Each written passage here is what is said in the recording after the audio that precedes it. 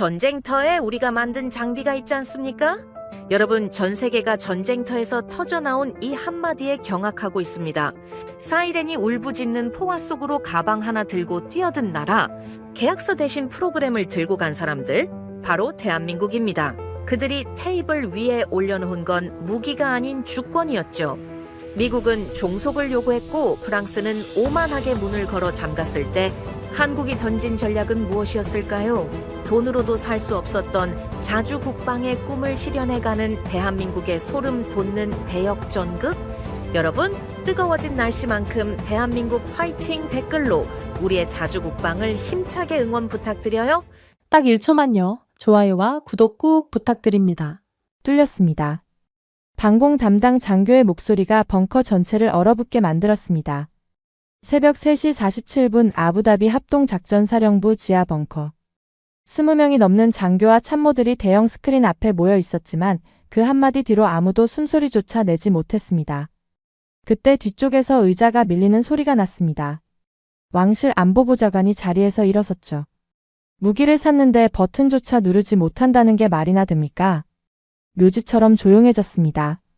장교 20여 명이 모여 있었지만 대답할 수 있는 사람은 아무도 없었습니다. 먼저 제 소개를 드려야겠습니다. 저는 타리크 알만수르입니다. UAE 국방획득청 부청장으로 일하고 있죠. 영국 샌드허스트 사관학교를 나왔고 미국 MIT에서 항공공학 석사를 땄습니다. 26년간 전투기를 사고 미사일 체계를 도입하고 세계 최고라는 무기상들과 협상 테이블에 앉아온 사람입니다. 그런 제가 단 한 번도 의심해 본 적 없는 게 있었어요. 돈을 충분히 내면 하늘은 안전하다는 것.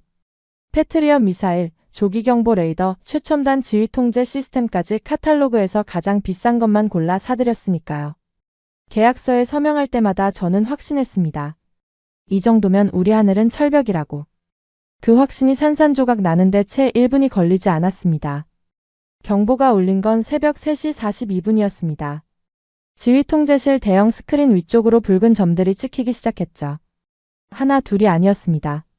수십 개가 동시에 나타났습니다. 탄도미사일, 순항미사일, 그리고 드론이 서로 다른 고도와 속도로 한꺼번에 밀려오는 복합 공격이었습니다. 현대전에서 가장 막기 어렵다고 교과서에서만 읽었던 바로 그 시나리오가 우리 하늘 위에서 벌어지고 있었던 거죠. 패트리엇이 발사됐습니다. 불꽃을 뿜으며 하늘을 갈랐고 첫 번째 표적과 부딪혔습니다. 화면에서 붉은 점 하나가 사라졌습니다. 두 번째도 세 번째도 맞았죠. 지휘통제실에 작은 안도의 숨소리가 퍼졌고 옆에 있던 장교가 낮은 목소리로 중얼거렸습니다. 맞고 있습니다. 되고 있습니다. 저도 고개를 끄덕였어요.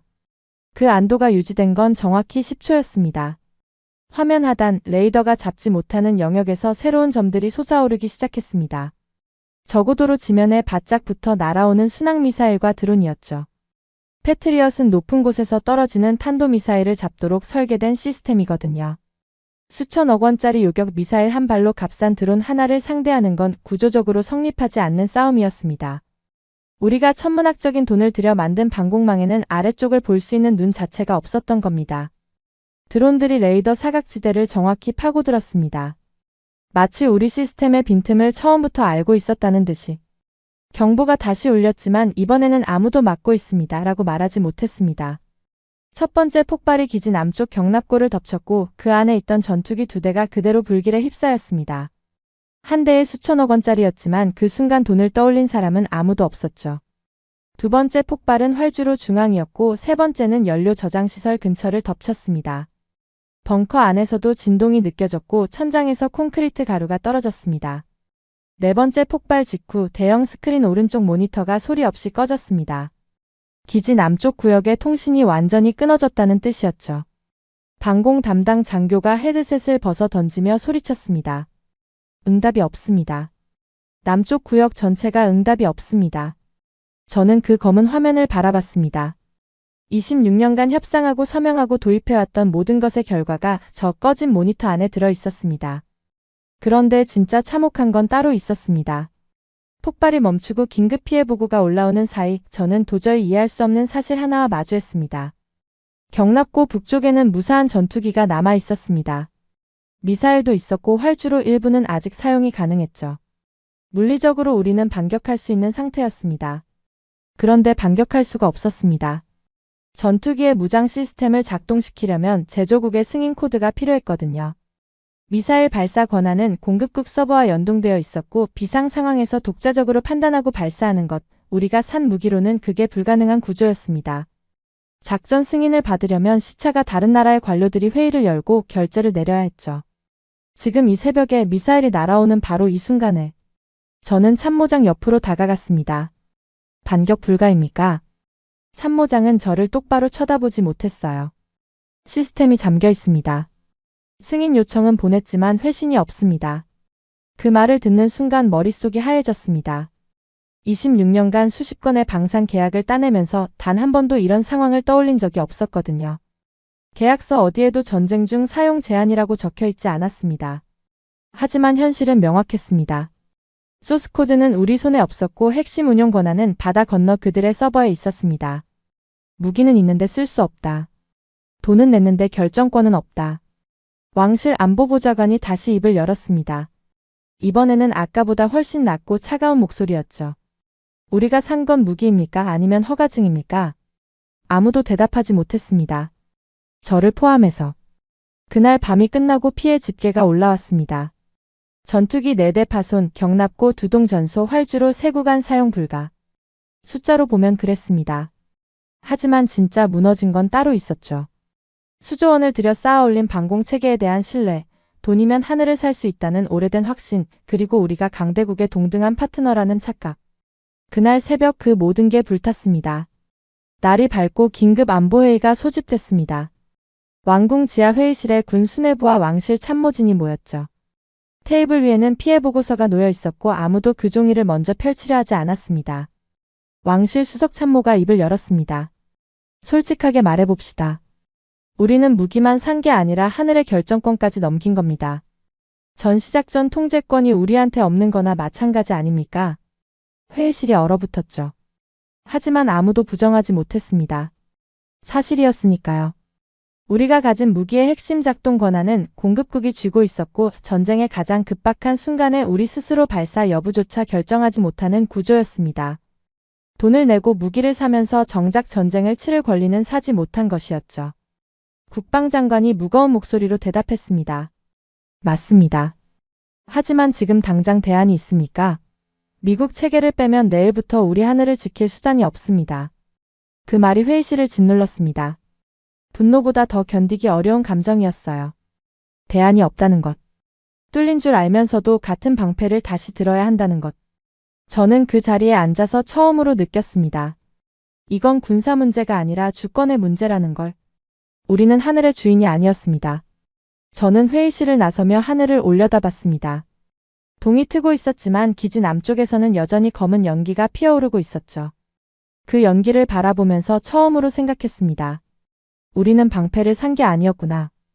방패 모양의 청구서를 산 것이었구나. 그리고 그날 이후 모든 것이 바뀌기 시작했습니다. 공격이 끝난 직후 우리는 가만히 앉아있지 않았습니다. 즉시 행동에 나섰죠. 가장 먼저 연락한 곳은 프랑스였습니다. 우리에게 프랑스는 단순한 무기 공급국이 아니었어요. 수십 년간 함께 해온 전략적 파트너였고 우리가 가장 깊이 신뢰했던 나라였습니다. 라팔 전투기를 도입할 때도 프랑스를 선택한 건 성능만 보고 한 결정이 아니었죠. 그 뒤에는 오랜 외교관계와 왕실 간의 유대, 그리고 중동에서 프랑스가 보여준 일관된 태도가 있었습니다. 미국처럼 노골적으로 조건을 걸지 않는다는 점이 우리에게는 무엇보다 중요했거든요. 그래서 이번에도 프랑스라면 다를 거라고 생각했습니다. 공격을 당했고 방공망에 구멍이 뚫렸으니 긴급하게 최신 시스템을 요청하면 당연히 응해줄 거라고 믿었죠. 이번에는 확실하게 우리가 직접 통제할 수 있는 무기를 달라고 요구할 생각이었습니다. 파리 출장은 공격 이후 열흘 만에 성사됐습니다. 다소항공 본사 회의실이었죠. 천장이 5m는 되는 거대한 방이었고 벽마다 라팔 전투기 사진이 액자에 걸려 있었습니다. 유리창 너머로 에펠탑이 보였고 그 화려한 공간 한가운데 놓인 호두나무 원목 테이블 한쪽에 프랑스 측 8명, 반대쪽에 저를 포함한 UAE 대표단 6명이 마주 앉았습니다. 저는 단도직입적으로 꺼냈습니다. 이번 공격으로 우리 방공 체계의 한계가 드러났습니다. 최신 전자전 시스템과 통합 방공 솔루션이 필요합니다. 그리고 한 가지 더 소스코드 접근 권한을 요청합니다. 소스코드. 그건 무기의 두뇌에 해당하는 것이었습니다. 이걸 갖고 있어야 우리 상황에 맞게 시스템을 조정할 수 있고 전시에 독자적으로 운용할 수 있거든요. 지난번 공격 때 우리가 무기를 갖고도 쓰지 못했던 이유가 바로 이 소스코드를 우리가 갖고 있지 않았기 때문이었습니다. 프랑스 측 수석 대표가 서류를 넘기며 미소를 지었습니다. 여유로운 표정이었죠. 만수르 부청장님, 오랜 파트너십을 저희도 소중하게 생각합니다. 좋은 시작이었습니다. 하지만 그 미소가 끝까지 이어지진 않았어요. 다만 소스코드 접근은 제공이 어렵습니다. 이건 저희의 핵심 기술 자산이거든요. 예상 못한 대답은 아니었습니다. 처음부터 쉽게 내줄 거라고 생각하진 않았으니까요. 하지만 그 다음에 이어진 말들이 문제였습니다. 무장 통합의 경우에도 본사 승인 절차를 거쳐야 하며 추가 비용이 발생합니다. 그리고 제3국 무장을 탑재하실 경우 별도의 기술 검증 과정이 필요한데 이 부분은 최소 2년 이상 소요됩니다. 저는 테이블 위에 손을 올려놓고 상대를 바라봤습니다. 지금 우리나라에 미사일이 날아오고 있습니다. 2년을 기다리라는 겁니까? 프랑스 측 수석 대표가 서류를 내려놓으며 정면을 바라봤습니다. 미소는 이미 사라져 있었죠. 만수르 부청장님, 솔직히 말씀드려도 되겠습니까? 소스코드의 무장통합 권한까지 요구하시는 건 좀 과한 것 아닙니까? 그렇게 다 내어주는 나라는 전 세계 어디에도 없습니다. 과하다. 우리 국민이 죽고 기지가 불탔는데 우리 손으로 무기를 쓰게 해달라는 게 과한 요구라는 겁니다. 저는 그 순간 깨달았어요. 이 사람들에게 무기는 상품이 아니라 정치적 도구였던 겁니다. 8대 핵심은 절대 내주지 않는 것, 그게 그들의 방산 전략이었죠. 회의실을 나서면서 우리 대표단 사이에 무거운 침묵이 흘렀습니다. 수행원 한 명이 조심스럽게 물었어요. 미국 쪽으로 가봐야 하지 않겠습니까? 저는 고개를 끄덕였습니다. 프랑스가 안 되면 미국이 있다고 생각했으니까요. 세계 최강의 군사력을 가진 나라, 그리고 F-35라는 5세대 스텔스 전투기를 만드는 나라. 이쪽이라면 확실한 해법을 줄 수 있을 거라고 기대했습니다. 워싱턴 협상은 파리보다 빠르게 잡혔습니다. 그만큼 미국도 우리의 상황을 주시하고 있었다는 뜻이었죠. 하지만 회의실에 들어서는 순간부터 분위기가 달랐습니다. 파리에서는 적어도 형식적인 미소라도 있었거든요. 워싱턴에는 그마저도 없었습니다. 미국 측 수석 협상관이 테이블 위에 서류 한 묶음을 놓으며 말했습니다. F-35 도입을 원하신다면 몇 가지 조건이 있습니다. 조건이라는 단어가 나온 순간 가슴이 철렁했습니다. 하지만 그 조건의 내용은 제가 상상한 것 이상이었어요. 운용 데이터는 실시간으로 미국 서버에 전송될 것. 정비와 부품 교체는 반드시 미국 측 인가 업체를 통할 것. 작전 운용 범위에 제한이 있으며 특정 상황에서는 사전 승인이 필요할 것. 저는 서류를 읽다가 멈췄습니다. 이건 무기 판매 계약서가 아니었습니다. 감시 계약서에 가까웠죠. 잠깐만요. 우리가 수조 원을 내고 사는 전투기인데 운용 데이터를 왜 미국에 보내야 합니까? 미국 측 협상관이 안경 너머로 저를 바라봤습니다. 그리고 아무런 감정 없이 대답했죠. 부청장님, 지금 상황에서 선택지가 있으십니까? 저는 참지 못하고 되물었습니다. 이건 동맹국에 대한 태도입니까? 미국 측 협상관이 서류를 정리하며 담담하게 대답했죠. 부청장님, 솔직히 말씀드리면 UAE가 이 프로그램의 1순위는 아닙니다. 지금 이 자리가 열린 것만으로도 워싱턴에서는 상당한 배려를 한 겁니다. 배려. 수조원을 들고 찾아온 고객에게 자리를 만들어준 게 배려라는 겁니다. 그건 거래가 아니라 협박이었습니다. 돈을 내는 쪽이 을이고 무기를 준 쪽이 갑인 세계. 방산이라는 이름을 달고 있었지만 본질은 지배 구조 그 자체였습니다. 저는 서류를 덮었습니다. 손이 떨렸지만 아무도 눈치채지 못하게 테이블 아래로 내렸죠. 프랑스는 기술을 내주지 않았고 미국은 기술 대신 종속을 요구했습니다. 방향은 달랐지만 결론은 같았어요. 어느 쪽을 선택하든 우리는 하늘의 주인이 될 수 없었습니다.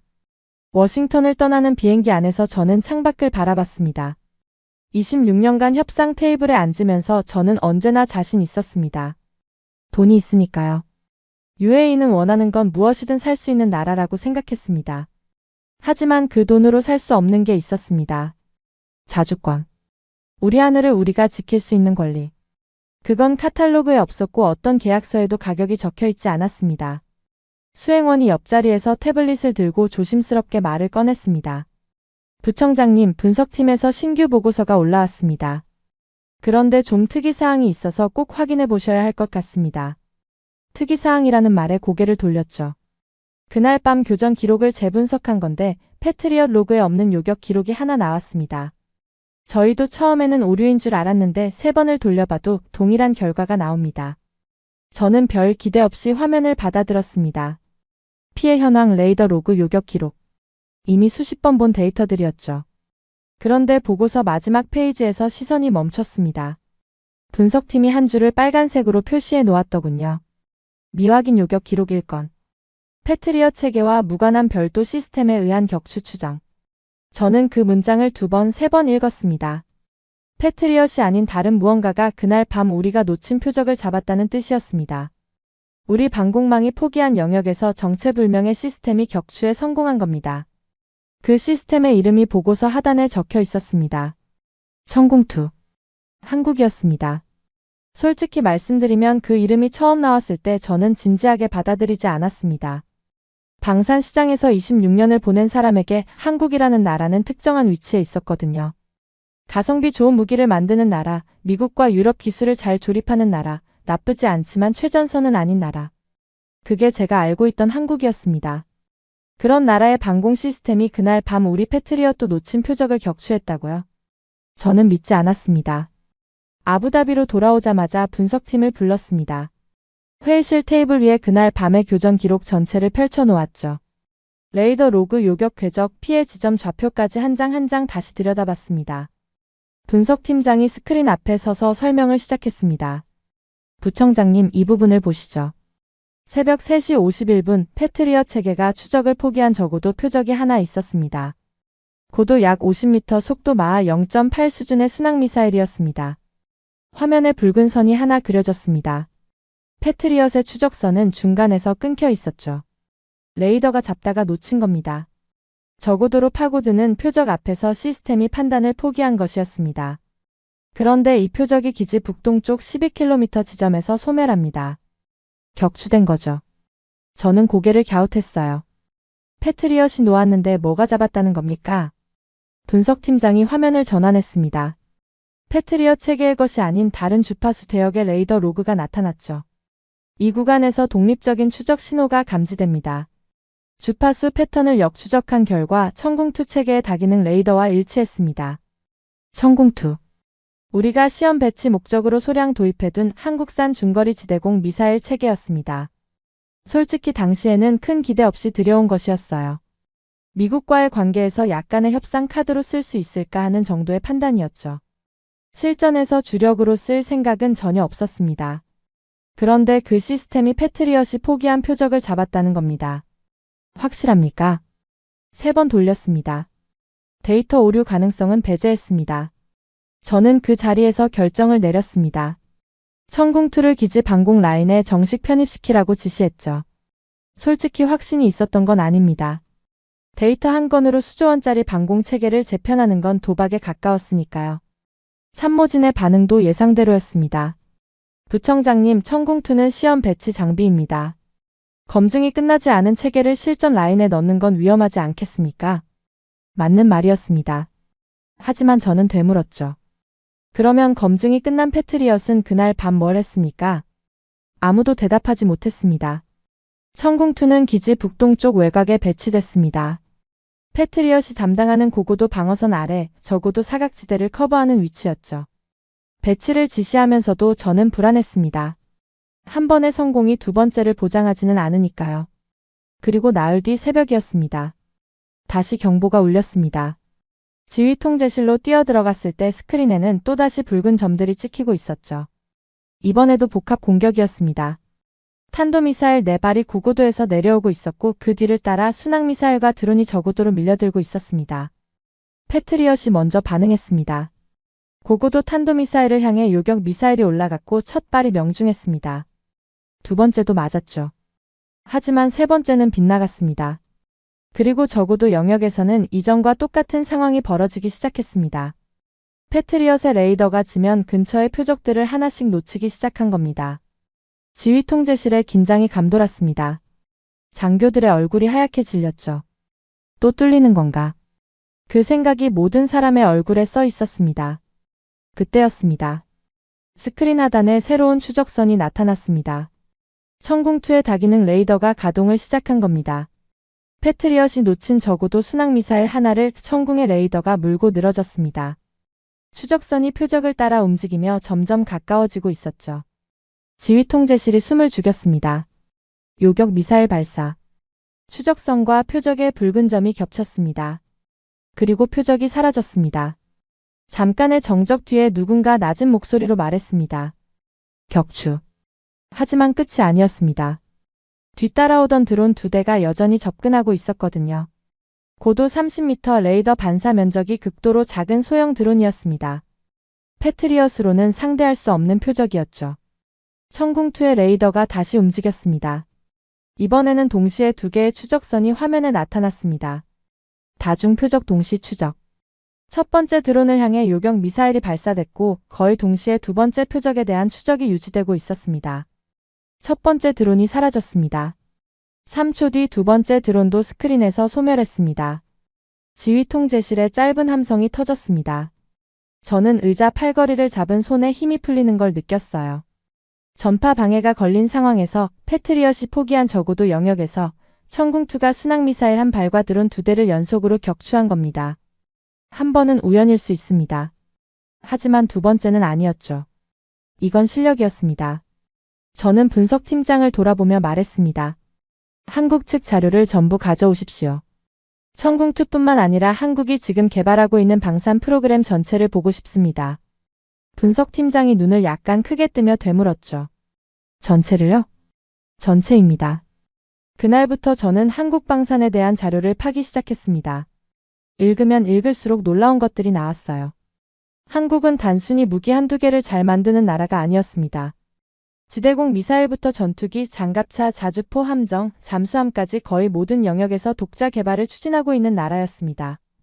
더 놀라운 건 미국의 기술 지원으로 시작해서 하나씩 쌓아 올렸다는 겁니다. 하지만 기쁨도 잠시 현실적인 문제가 고개를 들었습니다. 천궁2가 실전에서 성과를 냈지만 그건 기존에 장전되어 있던 미사일과 설정값으로 거둔 결과였죠.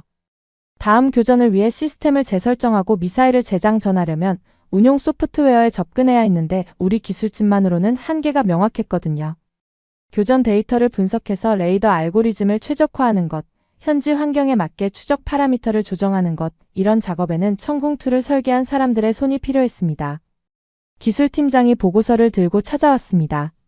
부청장님, 천궁2의 교전 성과를 다음에도 재현하려면 운용 알고리즘 업데이트가 필수적입니다. 사막 환경의 열간서 패턴, 이 지역 특유의 전파 굴절 조건을 반영해야 하거든요. 그런데 이건 저희 인력으로는 불가능합니다. 불가능하다니요? 시스템 핵심 코드에 접근할 수 있는 건 한국 측 엔지니어뿐입니다. 현장에 와서 직접 작업해야 하는 수준이에요. 아니면 기술 알고리즘 일부를 넘기거나 둘 중 하나입니다. 그들이 응할까요? 저는 창밖을 바라봤습니다. 전쟁은 계속되고 있었고 다음 공격이 언제 올지 아무도 몰랐습니다. 천궁2는 두 번의 교전에서 증명해 보였지만 세 번째를 위해서는 한국의 기술자들이 직접 와야 한다는 뜻이었죠. 문제는 이곳이 전쟁터라는 것이었습니다. 미사일 경보가 수시로 울리는 공군 기지에 외국 기술자를 불러들인다는 게 과연 가능한 일인지. 그리고 설령 요청한다 해도 한국이 그걸 받아들일지. 저는 수행원에게 말했습니다. 한국 측에 연락하십시오. 기술 이전 또는 현장 기술 지원이 가능한지 타진해 봅시다. 수행원이 잠시 망설이다 물었죠. 지금 이 상황을 솔직하게 말합니까? 그래야죠. 전쟁 중인 기지에 와달라는 요청입니다. 숨길 수 있는 게 아닙니다. 저는 의자에 앉아 두 손을 깍지 끼었습니다.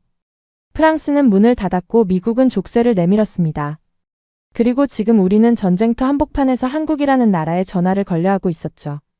26년간 방산 협상을 해오면서 상대에게 이렇게 절박한 요청을 한 적은 한 번도 없었습니다. 하지만 선택지가 없었어요. 천궁2가 보여준 가능성은 분명했고 그 가능성을 이어가려면 한국의 도움이 필요했습니다. 연락을 보낸 건 화요일이었습니다. 답이 온 건 수요일 아침이었죠. 현장 점검을 위해 엔지니어를 보내겠습니다. 저는 그 한 줄을 읽고 잠시 멍했습니다. 조건도 없었고 단서도 없었어요.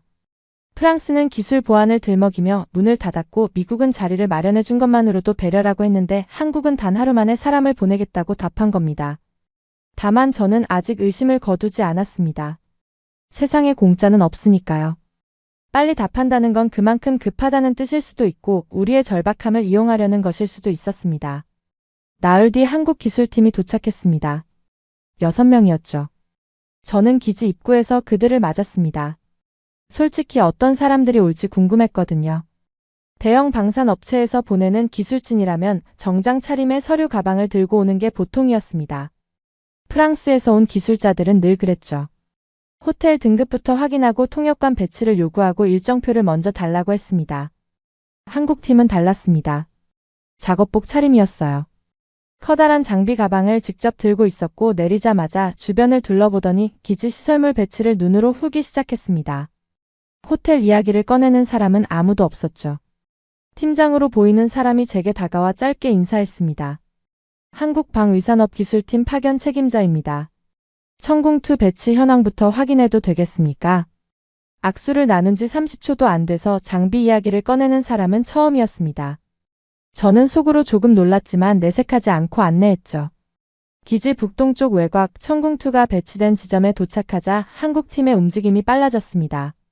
장비 가방을 열고 노트북을 연결하고 케이블을 점검하기 시작했어요. 한 명은 발사대 외관을 살피고 한 명은 레이더 모듈에 진단 장비를 물렸고 나머지는 시스템 로그를 열어 데이터를 확인하고 있었습니다. 아무도 지시를 내리지 않았는데 각자 자기 할 일을 정확히 알고 있는 것처럼 보였죠. 그때 미사일 경보가 울렸습니다. 기지 전체에 사이렌이 퍼졌고 우리 경호 인력이 즉시 한국팀에게 대피소로 이동하라고 외쳤습니다. 저도 반사적으로 몸을 돌렸죠. 그런데 한국팀은 움직이지 않았습니다. 팀장이 고개를 들어 하늘을 한번 올려다보더니 옆에 있던 팀원에게 뭐라고 말했습니다. 한국어였기 때문에 저는 알아듣지 못했어요. 하지만 그 직후 팀원이 노트북 화면으로 다시 고개를 숙이는 걸 봤습니다. 작업을 계속하겠다는 뜻이었죠. 경호원이 다시 소리쳤습니다. 지금 경보 상황입니다. 대피하셔야 합니다. 팀장이 차분하게 대답했습니다. 지금 레이더 캘리브레이션 도중입니다. 여기서 끊으면 처음부터 다시 해야 합니다. 10분만 더 주십시오. 저는 그 장면을 바라보면서 이상한 감정을 느꼈습니다. 두려움이 없는 게 아니었어요. 팀장의 손이 미세하게 떨리는 걸 저는 봤습니다. 하지만 그는 작업을 멈추지 않았죠. 옆에 있던 팀원도 마찬가지였습니다. 사이렌이 울리는 가운데 두 사람은 나란히 앉아서 화면을 들여다보며 숫자를 확인하고 있었습니다. 그 모습이 프랑스 기술자들과 겹쳤습니다. 프랑스 팀이 왔을 때는 기지 경계 등급이 올라가기만 해도 작업을 중단하고 숙소로 돌아갔었거든요. 미사일 경보가 아니라 단순 경계 강화만으로도요. 경보는 7분 만에 해제됐습니다. 오탐이었죠. 하지만 그 7분 동안 한국팀은 작업을 멈추지 않았습니다. 팀장이 자리에서 일어나며 제게 말했습니다. 레이더 캘리브레이션은 끝났습니다. 이제 운용 소프트웨어 진단으로 넘어가겠습니다. 저는 고개를 끄덕이며 물었습니다. 소프트웨어 상태가 어떻습니까? 팀장의 표정이 살짝 무거워졌어요. 솔직히 말씀드리면 지금 상태 그대로 다음 교전에 투입하기는 어렵습니다. 어렵다뇨? 지난번에 분명히 격추에 성공하지 않았습니까? 맞습니다. 하지만 그건 출고 시 기본 설정값으로 거둔 성과입니다. 이 지역의 실제 환경 조건이 반영되지 않은 상태에서 나온 결과라는 뜻이죠. 팀장이 노트북 화면을 돌려서 보여줬습니다. 복잡한 그래프와 숫자들이 빽빽하게 나열되어 있었죠. 사막 환경의 열간섭 패턴이 표준값과 크게 다릅니다. 낮과 밤의 온도차가 40도 이상 벌어지면 레이더 파형의 굴절 특성이 바뀌거든요. 지금 천궁2는 한반도 기후 조건에 맞춰 출고된 상태라서 이 편차를 보정해줘야 합니다. 그걸 안 하면 어떻게 됩니까? 추적 정확도가 떨어집니다. 지난번처럼 적어도 표적을 정확히 잡아낸 게 사실 운이 좋았던 측면도 있어요.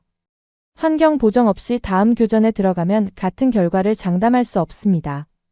운이 좋았다. 그 말이 가슴에 박혔습니다. 지난번 성과가 시스템의 완벽함이 아니라 일부는 행운이었다는 뜻이었으니까요. 동시에 그 사실을 숨기지 않고 솔직하게 말하는 이 사람이 묘하게 신뢰가 갔습니다. 팀장이 이어서 설명했습니다. 추적 알고리즘 파라미터를 현지 환경에 맞게 조정하고 교전 데이터를 피드백해서 학습값을 업데이트해야 합니다. 그리고 요격 미사일 재장전 후 발사 시퀀스를 재검증하는 작업도 필요하고요. 이건 단순 정비가 아니라 시스템 핵심 코드에 접근하는 작업이기 때문에 저희가 직접 해야 합니다. 시간이 얼마나 걸립니까? 밤새 작업하면 내일 오전까지는 끝낼 수 있습니다. 그 말이 끝나자마자 팀장은 이미 돌아서서 팀원들에게 한국어로 지시를 내리고 있었습니다. 저는 통역 없이도 그 상황이 읽혔어요. 지금부터 밤새 작업한다는 뜻이었죠. 날이 어두워졌습니다. 기지에는 최소한의 불빛만 켜져 있었고 멀리서 간헐적으로 폭발음이 들려오는 밤이었습니다. 저는 잠을 자러 가지 않았습니다. 천궁2 배치 지점 근처 임시 지휘소에 앉아서 한국팀의 작업을 지켜봤죠. 그들은 정말 밤새 일했습니다. 노트북 불빛 아래에서 코드를 수정하고 파라미터를 입력하고 시뮬레이션을 돌리고 결과를 확인하고 다시 수정하는 과정을 반복했습니다. 한 명은 레이더 모듈 옆에 드러누워서 케이블 연결 상태를 점검하고 있었고 다른 한 명은 발사대 유압 시스템을 분해해서 사막모래에 의한 마모 여부를 확인하고 있었죠. 새벽 2시쯤이었습니다. 제가 커피를 들고 다가갔더니 팀장이 화면에서 눈을 떼지 않은 채 말했어요. 부청장님, 한 가지 보여드릴 게 있습니다. 화면에 2개의 그래프가 나란히 떠 있었습니다. 왼쪽이 보정 전 추적 정확도이고 오른쪽이 보정 후입니다. 사막 환경 데이터를 반영하니까 적어도 표적 추정률이 17% 올라갔습니다. 17%. 전장에서 그 숫자는 격추와 피격의 차이를 의미합니다. 우리 기지가 살아남느냐 마느냐의 차이였죠. 저는 그 화면을 보면서 문득 프랑스 회의실이 떠올랐습니다. 천장 높이 5m 벽에 걸린 라팔 사진, 에펠탑이 보이는 유리창. 그 화려한 공간에서 그들은 그렇게 다 내어주는 나라는 없다고 했죠. 지금 제 앞에서는 사막 한복판, 미사일이 날아올 수 있는 한밤중에 작업복 차림의 한국 기술자들이 우리 장비의 성능을 17% 끌어올리고 있었습니다. 새벽 5시 47분 팀장이 일어서며 말했습니다. 끝났습니다. 시스템 재가동 준비 완료됐고 시뮬레이션 결과도 정상입니다. 밤새 작업한 사람의 얼굴이었지만 목소리는 흔들림이 없었습니다. 저는 그에게 물었어요. 하나만 묻겠습니다. 왜 왔습니까? 여기가 어딘지 알고 온 겁니까? 팀장이 잠시 멈추더니 대답했습니다. 알고 왔습니다. 미사일이 날아오는 곳이라는 걸 알면서 그런 용기가 나신 겁니까? 저희가 만든 장비가 전장에 있습니다. 그 장비를 쓰는 사람들이 있고요. 만든 사람이 안 오면 누가 옵니까? 저는 아무 말도 할 수 없었습니다. 26년간 방산업계에서 수많은 사람을 만났습니다. 무기를 파는 사람, 기술을 파는 사람, 계약서를 들고 오는 사람. 하지만 전쟁터에 직접 들어와서 자기가 만든 장비 앞에 앉는 사람은 처음이었습니다. 프랑스는 기술 보안을 이유로 회의실 문을 닫았습니다. 미국은 종속 조건을 내밀며 감사하라고 했죠. 한국은 전쟁터로 사람을 보냈습니다. 계약서가 아니라 공구 가방을 들고. 그 순간 저는 깨달았습니다. 이 사람들은 우리를 고객으로 보고 있지 않다는 것을. 무기를 팔고 끝나는 관계가 아니라 같은 전장에 서 있는 동료로 여기고 있다는 것을. 동이 트고 있었습니다. 사막 위로 붉은 해가 올라오기 시작했고 천궁2 발사대 위에 아침 햇살이 내려앉았습니다. 한국팀은 장비를 정리하며 서로 한국어로 뭔가를 주고받고 있었죠. 피곤한 기색이 역력했지만 표정은 담담했습니다. 저는 임시 지휘소로 돌아가면서 처음으로 이런 생각을 했습니다. 우리가 찾고 있던 건 어쩌면 최고의 무기가 아니라 최고의 파트너였을지도 모른다고. 천궁2가 실전에서 증명해 보인 이후 우리 내부에서는 근본적인 질문이 올라오기 시작했습니다. 개별 장비 하나로 하늘을 지킬 수는 없다는 것, 우리에게 필요한 건 체계 전체를 새로 짜는 일이라는 것. 방공망만이 아니었습니다. 전투기, 무장통합, 정비자립, 그리고 우리가 한 번도 가져본 적 없는 것. 기술 주권. 저는 한국 측에 공식 협상을 요청했습니다. 이번에는 천궁2 추가 도입이 아니었어요. 우리가 원하는 모든 것을 테이블 위에 올려놓을 생각이었죠. 화상회의가 잡혔습니다. 아부다비 국방부 보안회의실과 서울을 연결하는 화상이었죠. 우리 쪽은 저를 포함해 4명이었고 한국 쪽은 방위사업청 관계자와 업체 실무진까지 합쳐서 7명이 화면에 나타났습니다.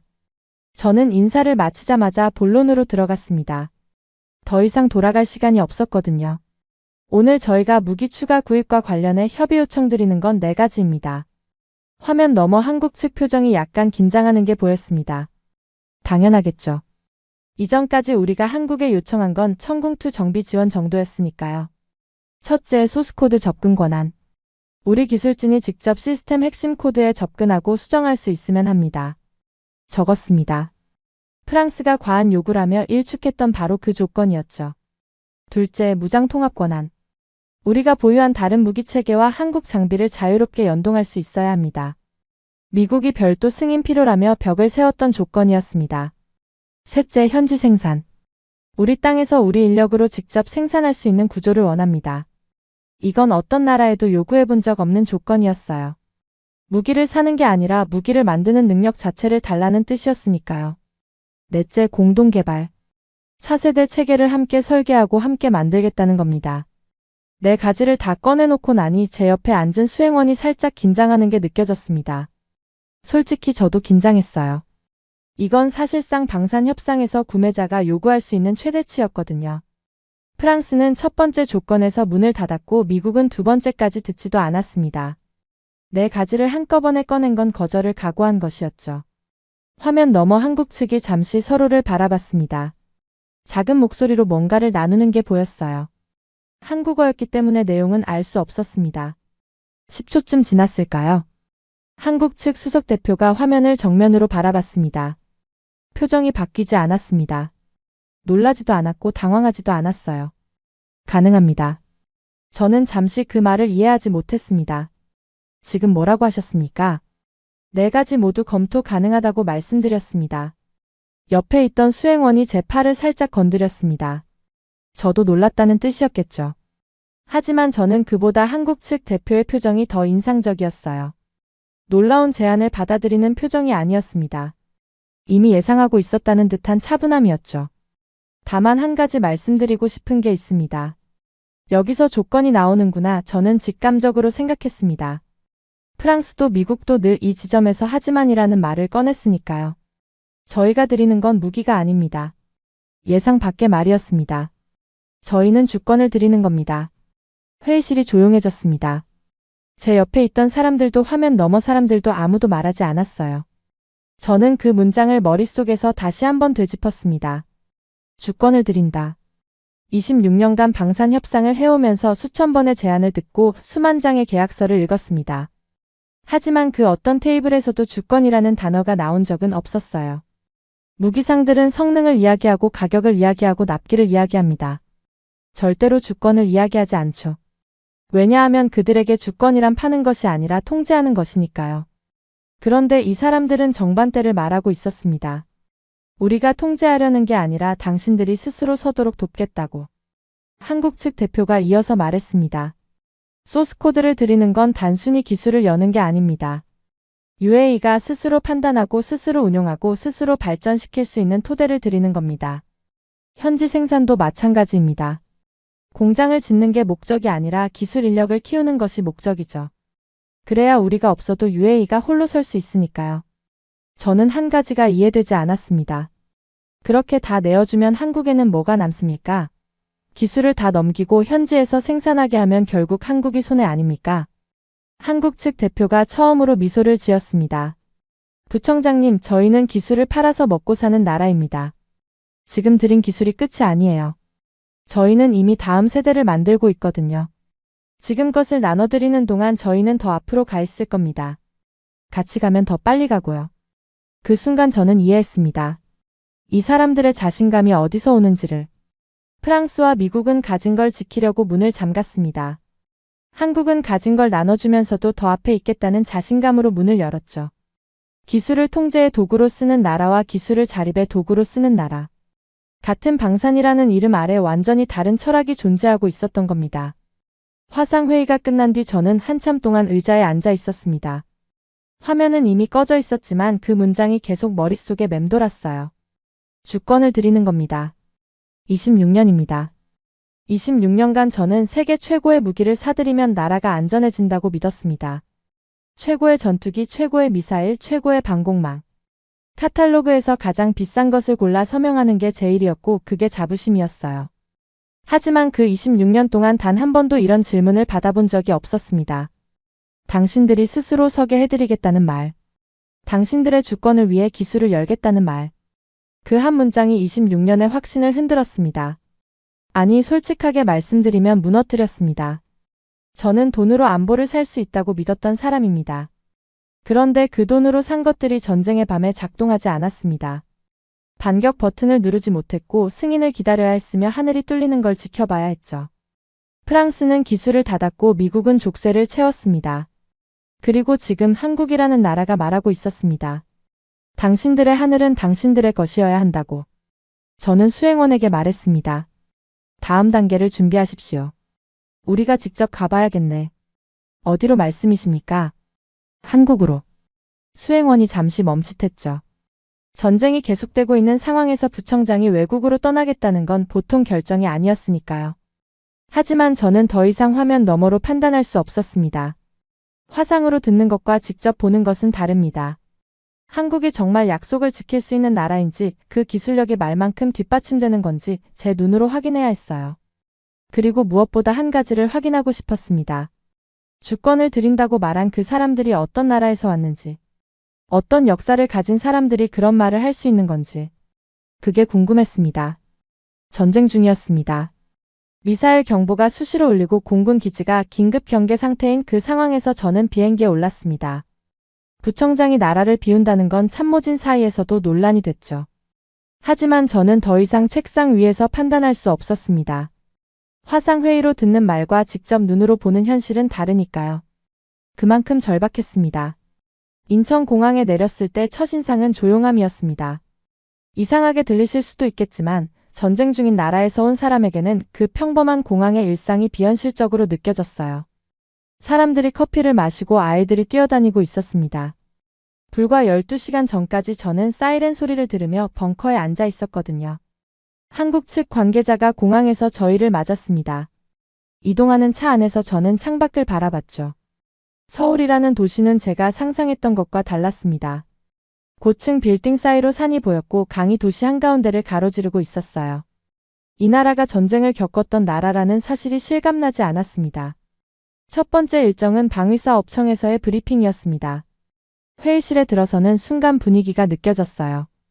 파리의 다소항공 본사처럼 화려하지 않았고 워싱턴처럼 권위적이지도 않았습니다. 실용적이었죠.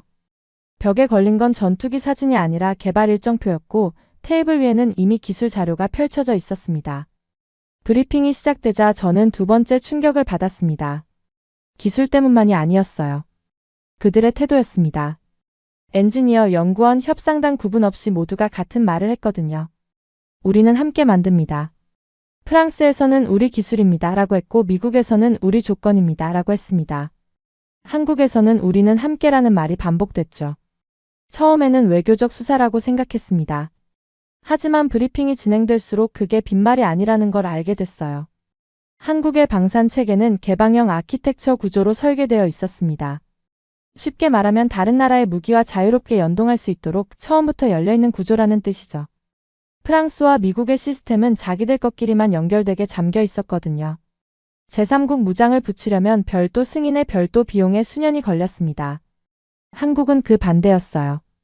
상대국이 원하면 무장을 자유롭게 통합할 수 있도록 설계 단계에서부터 열어놓은 겁니다.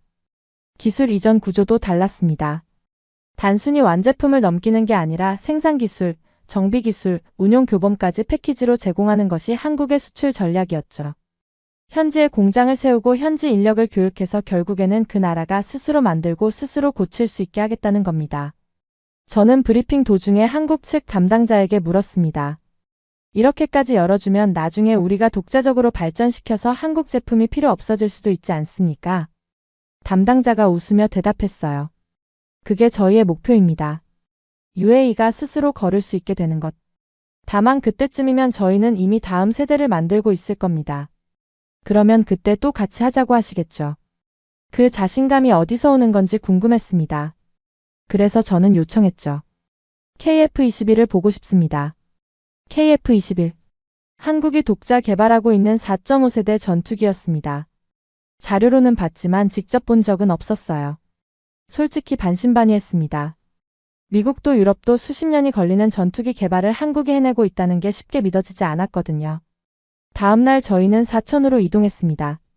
한국항공우주산업 공장이 있는 곳이었죠. 경납고 문이 열리는 순간 저는 발걸음을 멈췄습니다. KF-21이 거기 있었습니다. 사진이 아니라 실물이었어요. 조립이 완료된 기체가 경납고 안에 서 있었고 그 옆에서 기술자들이 점검 작업을 하고 있었습니다. 저는 가까이 다가가서 기체를 올려다봤습니다. 곡선과 직선이 만나는 동체의 설계가 인상적이었어요. 스텔스 형상을 적용한 외형이었는데 미국의 F-35와는 또 다른 독자적인 디자인이었습니다. 안내를 맡은 한국 측 관계자가 설명했죠. 42개월간 1600회가 넘는 시험 비행을 단 한 건의 사고 없이 완료했고 양산 1호기가 이미 출고됐습니다. 이미 날고 있다. 계획이 아니라 현실이었습니다. 이 전투기의 가장 큰 특징은 개방형 임무 컴퓨터 구조입니다. 다양한 무장을 운용국이 자유롭게 통합할 수 있도록 설계했습니다. 프랑스 라팔이 제3국 무장 통합에 2년이 걸린다고 했던 말이 떠올랐죠. KF-21은 처음부터 그 문제가 생기지 않도록 만들어진 전투기였습니다. 저는 기체 앞에 서서 한참을 바라봤어요. 그러다 한 가지 사실이 떠올랐습니다. 근데 이 전투기 원래 인도네시아와 공동 개발 아니었습니까? UAE가 이걸 도입할 때 그 문제는 괜찮습니까? 안내 관계자의 표정이 살짝 어두워졌습니다. 맞습니다. 인도네시아가 개발 분담금을 제때 납부하지 못하면서 상당 기간 불확실한 상태가 이어졌습니다. 그래서 어떻게 했습니까? 멈추지 않았습니다. 그 한마디가 가슴에 박혔어요. 파트너가 흔들려도 저희는 계획을 바꾸지 않았습니다. 부족한 비용은 자체적으로 충당하고 일정은 그대로 유지했죠. 전투기 개발은 한번 멈추면 다시 시작하는데 몇 배의 비용과 시간이 들거든요. 멈출 수 없었습니다. 저는 그 말을 들으면서 경납고 안을 다시 둘러봤습니다. 수천 명의 기술자들이 몇 년간 매달려 만든 결과물이 여기 서 있었습니다. 파트너가 빠져도 포기하지 않고 자기 돈으로 자기 힘으로 끝까지 밀어붙여서 하늘에 띄운 전투기. 프랑스는 기술을 닫았고 미국은 조건을 걸었습니다. 하지만 한국은 파트너가 떠나도 혼자서 만들어냈어요. 그 집요함과 실행력. 그건 돈으로 살 수 있는 게 아니었습니다. 사천을 떠나는 차 안에서 저는 수행원에게 물었습니다. 한국이 전투기 개발을 처음 시작한 게 언제입니까? T-50 경공격기부터 치면 약 30년 전으로 거슬러 올라갑니다. 그 전에는 미국산 전투기를 면허 생산하는 것부터 시작했다고 합니다. 면허 생산에서 시작해서 독자 전투기를 하늘에 띄우기까지 30년. 그 사이에 얼마나 많은 시행착오와 거절과 좌절이 있었을지. 그런데 이 나라는 해냈습니다.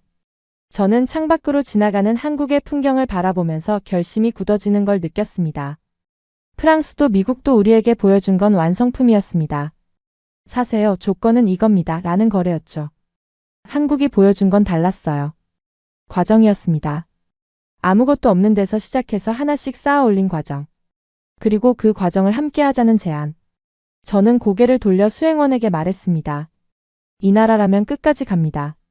수행원이 조용히 되물었죠. 확신하십니까? 보셨잖습니까? 이 사람들은 계획이 아니라 결과를 보여줬습니다. 포기한 파트너가 있어도 멈추지 않았고요. 그날 밤 호텔로 돌아가는 길에 저는 한 가지를 더 떠올렸습니다. 내일 일정에 한국 팀장과의 만남이 잡혀 있었거든요. 사천 기지가 아니라 개인적인 자리였습니다. 한국 측에서 먼저 제안한 만남이었죠. 궁금했습니다. 기술과 숫자 너머에 있는 이야기. 이 나라가 왜 이렇게 행동하는지 그 근본적인 이유를 듣고 싶었어요. 그날 밤이었습니다. 서울 시내의 한 식당이었죠. 관광객이 찾는 화려한 곳이 아니라 골목 안쪽에 있는 조용한 한식집이었습니다. 한국 팀장이 직접 고른 장소라고 했어요. 저와 한국 팀장 단둘이 마주 앉았습니다. 통역도 수행원도 없었죠. 팀장은 영어를 유창하게 했고 저 역시 샌드허스트 시절부터 영어에 불편함이 없었으니 굳이 사람을 더 둘 필요가 없었습니다. 테이블 위에 한국 음식이 하나씩 놓였습니다. 이름은 기억나지 않지만 작은 접시가 여러 개 나오는 것이 인상적이었어요. 팀장이 하나씩 설명해줬는데 저는 음식보다 이 사람에게 더 관심이 있었습니다. 사천에서 KF-21을 보고 브리핑을 듣고 공장을 돌아보면서 기술과 숫자는 충분히 확인했거든요. 제가 아직 이해하지 못한 건 그 너머에 있는 것이었습니다. 저는 단도직입적으로 물었습니다. 왜 이렇게까지 하십니까? 팀장이 젓가락을 내려놓았어요. 잠시 말이 없었습니다. 창밖을 한번 바라보더니 다시 저를 향해 고개를 돌렸죠. 저희 아버지 세대 이야기를 해도 되겠습니까? 저는 고개를 끄덕였습니다. 저희 아버지 세대는 우리 손으로 만든 총 한 자루가 없었습니다. 그 말이 조용히 내려앉았습니다. 총 한 자루. 저는 UAE의 무기 창고를 떠올렸어요. 수조 원어치의 전투기와 미사일과 방공 시스템이 가득한 그곳을. 그런데 이 사람의 아버지 세대에는 총 한 자루가 없었다는 겁니다. 1950년에 전쟁이 터졌을 때 우리 군인들은 미국이 준 소총을 들고 싸웠습니다. 미국이 주지 않으면 싸울 수도 없었어요. 전쟁이 끝난 뒤에도 마찬가지였죠. 미국이 무기를 주면 쓰고 주지 않으면 없는 거였습니다. 저는 가만히 듣고 있었습니다. 이 이야기가 어디로 향하는지 아직은 알 수 없었지만 팀장의 목소리에서 무언가가 느껴졌거든요. 단순한 역사 설명이 아니었습니다. 그래서 우리는 결심했습니다. 우리 손으로 만들자. 총부터 시작했어요. 그 다음에 장갑차, 자주포, 함정. 하나씩 하나씩. 누가 가르쳐 준 것도 아니고 시행착오를 수없이 겪으면서 쌓아 올린 겁니다. 팀장이 잔을 들었다가 다시 내려놓으며 말을 이었습니다. 그런데 부청장님, 지금 한국이 어떤 나라인지 아십니까? 저는 고개를 갸웃했어요. 세계 10위권 방산 수출국 아닙니까? 그건 겉으로 보이는 숫자입니다. 제가 말씀드리고 싶은 건 다른 겁니다. 팀장이 저를 똑바로 바라봤습니다. 우리는 아직도 전시작전 통제권이 완전히 우리 손에 없습니다. 저는 처음 듣는 이야기였습니다. 전시작전 통제권이라면 전쟁이 나면 군대를 지휘하는 권한 아닙니까? 맞습니다. 한반도에서 전쟁이 나면 한국군의 작전 통제권은 미국이 가져갑니다. 물론 평시에는 우리가 행사하고 전환을 위한 협의도 계속하고 있지만 아직 완전히 넘어오지는 않았어요. 저는 잔을 내려놓았습니다. 그 말에 무게를 곱씹어야 했거든요. 한국은 세계적인 무기를 만드는 나라입니다. 천궁투로 전장에서 미사일을 격추했고 KF-21이라는 전투기를 독자 개발해서 하늘에 띄웠습니다. 그런 나라가 자기 나라 전쟁에서 군대를 스스로 지휘할 권한을 아직 완전히 갖지 못했다는 겁니다. 그래서 더 잘합니다. 팀장의 목소리가 낮아졌어요. 남의 허락을 받아야 하는 국방이 어떤 의미인지, 내 나라를 지키는데 다른 나라의 결재를 기다려야 하는 그 감정이 어떤 건지. 부청장님, 그날 밤 벙커에서 느끼셨던 것 있지 않습니까? 무기는 있는데 쓸 수 없다는 그 감정. 저는 숨을 들이쉬었습니다. 그날 밤의 기억이 다시 올라왔거든요. 미사일이 날아오는데 승인을 기다려야 했던 그 새벽. 무기는 있는데 버튼을 누르지 못했던 그 순간. 우리가 겪었던 겁니다. 팀장이 말했습니다. 정확히 같은 겁니다. 형태는 다르지만 본질은 똑같아요. 내 나라의 안보가 내 손에 없다는 것. 그래서 우리는 직접 만들기 시작한 겁니다. 총부터 전투기까지. 남에게 의지하지 않기 위해서. 저는 가만히 듣고 있었지만 가슴 안쪽에서 뜨거운 것이 올라오는 걸 느꼈습니다. 이 사람이 하는 말이 외교적 수사가 아니라는 걸 알 수 있었거든요. 직접 겪어본 사람만이 할 수 있는 말이었습니다. 팀장이 잔을 들어 한 모금 마시고 내려놓으며 말했습니다. 그리고 한 가지 더 말씀드리고 싶은 게 있습니다. 하십시오. 우리가 이 길을 걸어오는 동안 정권은 여러 번 바뀌었습니다. 보수 정부도 있었고 진보 정부도 있었죠. 하지만 자주국방이라는 방향은 한 번도 바뀌지 않았습니다. 어떤 대통령이 와도 우리 손으로 만든다는 원칙은 흔들리지 않았어요. 저는 그 말에서 무게를 느꼈습니다. 정권이 바뀔 때마다 정책이 뒤집히는 나라를 저는 많이 봐왔거든요. 중동에서도 그런 일은 비일비재했습니다. 그런데 한국은 수십 년간 방향을 바꾸지 않았다는 겁니다. 왜 그랬을까요? 아픔을 아니까요. 없어봤으니까. 남에게 빌려서 싸워봤으니까. 그 기억이 있는 한 이 방향은 바뀌지 않습니다. 팀장이 잠시 멈추더니 저를 바라보며 말했습니다. 그래서 우리는 다르게 합니다. 다르게 한다는 게 무슨 뜻입니까?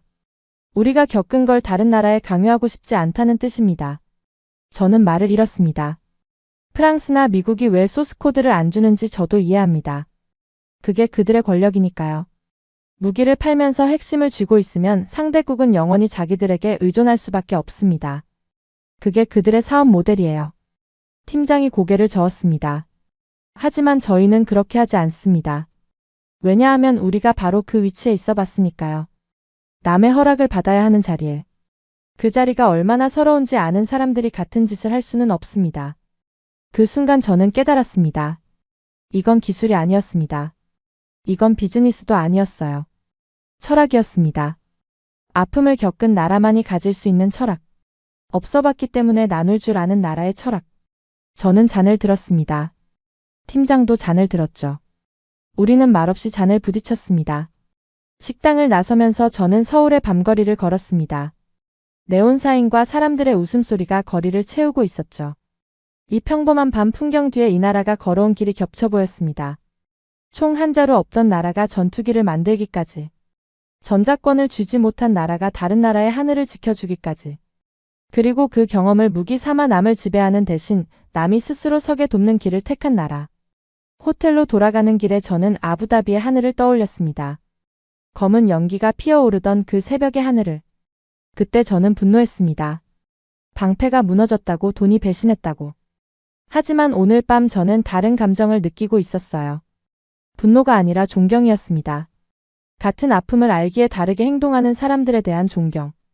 내일이면 저는 아부다비로 돌아갑니다. 전쟁은 아직 끝나지 않았고 결정을 내려야 했죠. 하지만 이미 마음속에서는 방향이 정해져 있었습니다.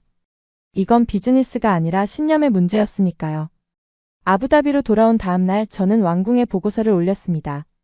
한국 출장에서 보고 듣고 확인한 모든 것을 담은 보고서였죠. 결론은 한 줄이었습니다. 한국과 갑니다. 결정은 빠르게 내려졌습니다. 왕실의 승인이 떨어지기까지 사흘이 걸리지 않았어요. 그만큼 우리의 상황이 절박했고 한국이 보여준 것들이 명확했기 때문이었죠. 하지만 결정이 내려진 순간부터 진짜 전쟁이 시작됐습니다. 미사일이 아니라 외교전이었어요. 가장 먼저 움직인 건 프랑스였습니다.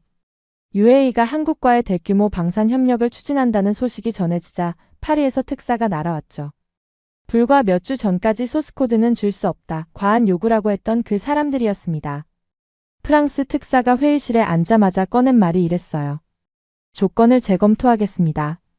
기술 이전 범위를 확대하고 무장 통합 절차도 간소화할 용의가 있습니다. 저는 그 말을 듣고 씁쓸했습니다.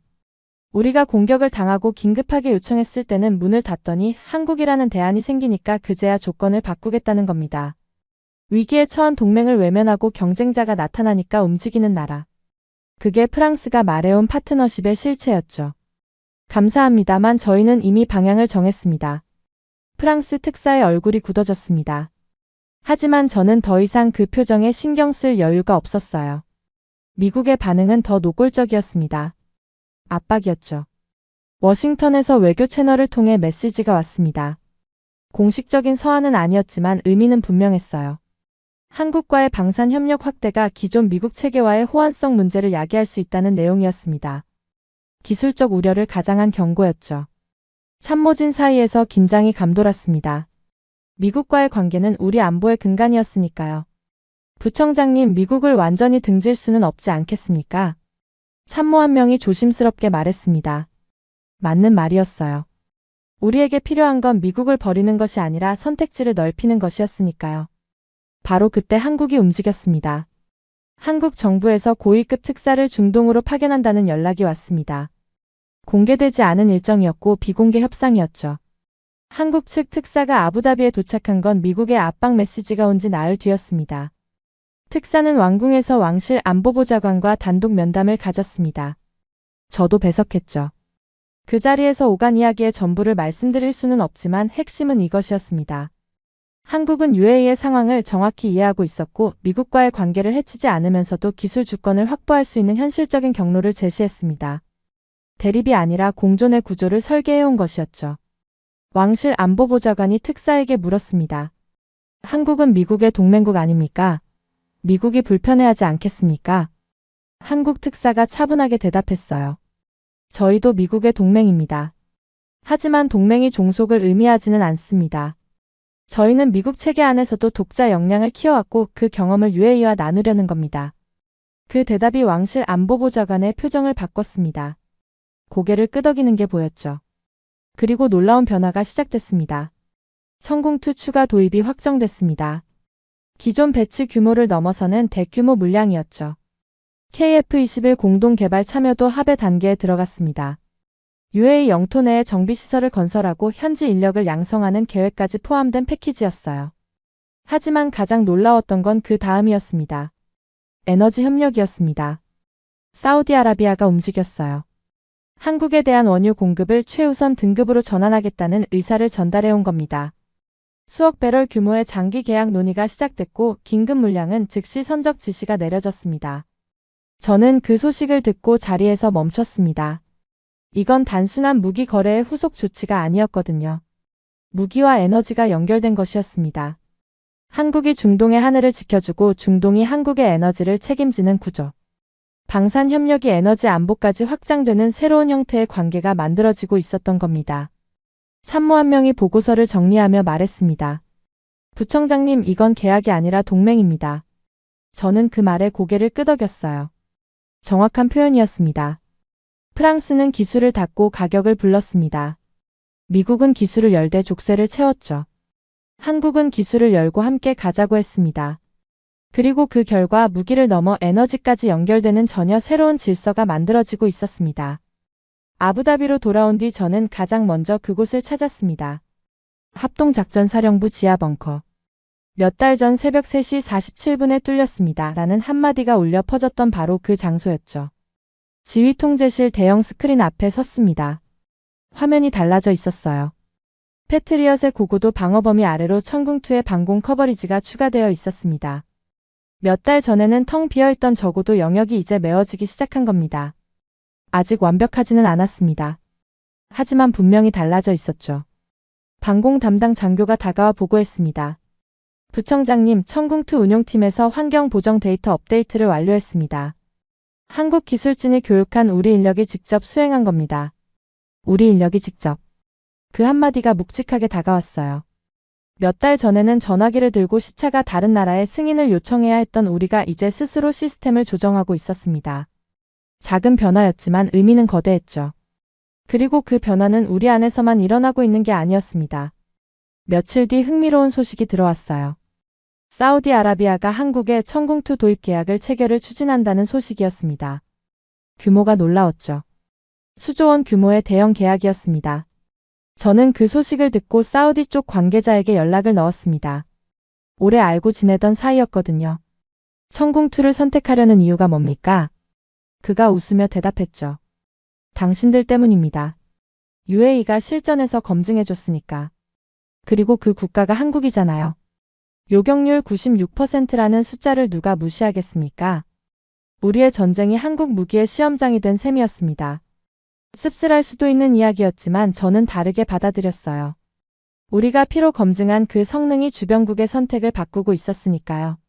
사우디는 거기서 멈추지 않았습니다. 한국에 대한 원유 공급 우선순위를 조정하기 시작했다는 이야기가 업계에 돌았어요. 장기 공급 계약 논의가 물밑에서 진행되고 있었고 긴급 물량의 선적 속도도 빨라졌다는 겁니다.